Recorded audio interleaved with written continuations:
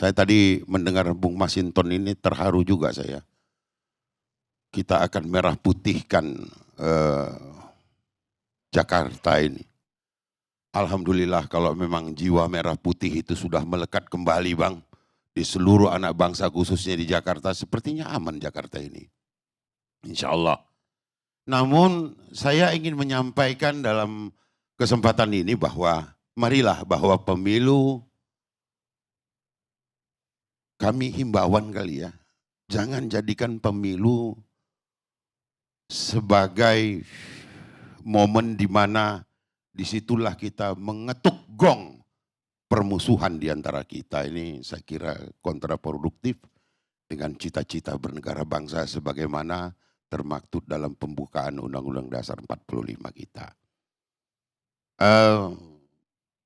Jika memang hal yang dilakukan sekarang ini adalah dianggap sebagai peristiwa politik ataupun katakanlah gerakan politik, maka sebaiknya lakukanlah hal sama untuk menangkisnya atau hal lain yang mungkin perlu. Karena begini Bang Karni, kita mendengar dua ahli tadi, di kanan saya satu, di kiri saya satu. Prinsip ilmunya agak beda tipis saja, tapi pada ujungnya kita melihat bahwa mereka berdua pun gak bisa bersepakat ini tentang pertanyaan Bang Karni. Bisakah ini dua-duanya punya pendapat yang berbeda?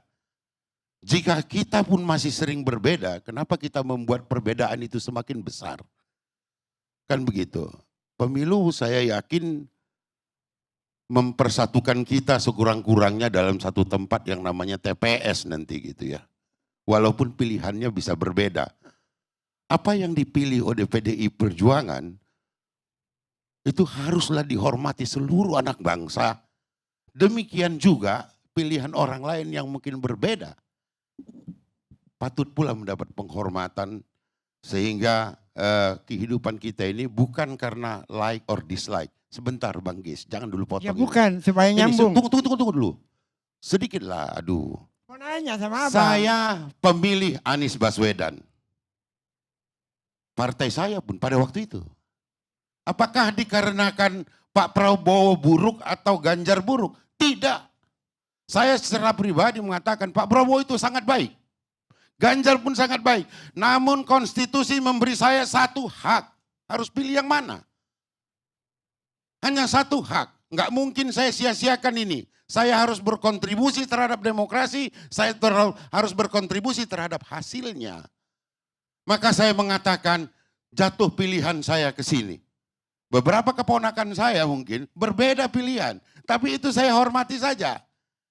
Itulah pelajaran demokrasi saya bilang. Ya saya cuma mau nanya saja. Mau nanya pilihannya itu yang kita nggak dikasih. Apa? Pilihannya yang kita tidak dikasih, berbeda pilihan. Begini Bang. Ya, Kita kan sedang membicarakan tentang apa yang kemudian jadi keputusan MK pada hari ini. Ya. Saya yakinkan bahwa bila manapun tadi dikatakan kotak kosong itu sebagai bukan pilihan. Itu pilihan menurut saya. Justru konstitusi meletakkan itu. Kalau kotak setuju calon ini cuma satu, maka kau coblos saja kotak kosong tanda kau tidak setuju. Kan begitu. Jadi bukan kemudian dipertandingkan antara orang dengan bukan orang, bukan itu. Tapi persetujuan dengan ketidaksetujuan. Setujukah kau kami siapkan hanya satu, tidak setuju.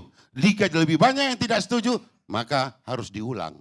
Ya kalau MK kasih alternatif yang banyak, apa salahnya Bang? Ya nggak ada yang salah. Kalau kotak kosong menang, siapa yang jadi kepala daerah Bang? Diulang.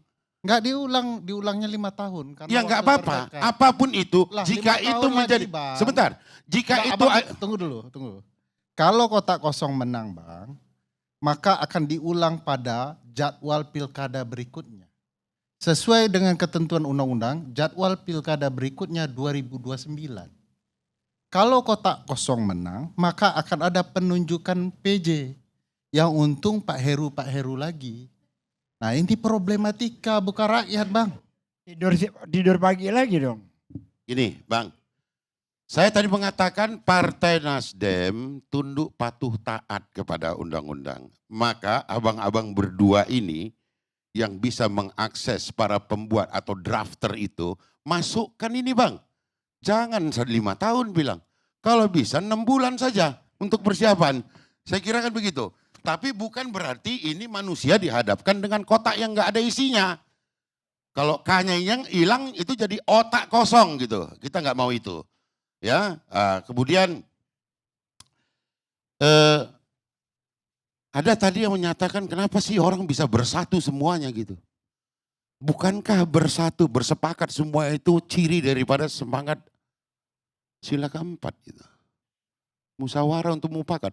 Kalau orang bermufakat untuk bersepakat memilih satu pasangan kemudian dianggap sebagai hal yang tidak baik. Ini sila keempat ini mungkin harus bagaimana kita menyikapinya. Tak maksud kami menghalangi hak abang, tapi hak kami jangan abang matikan.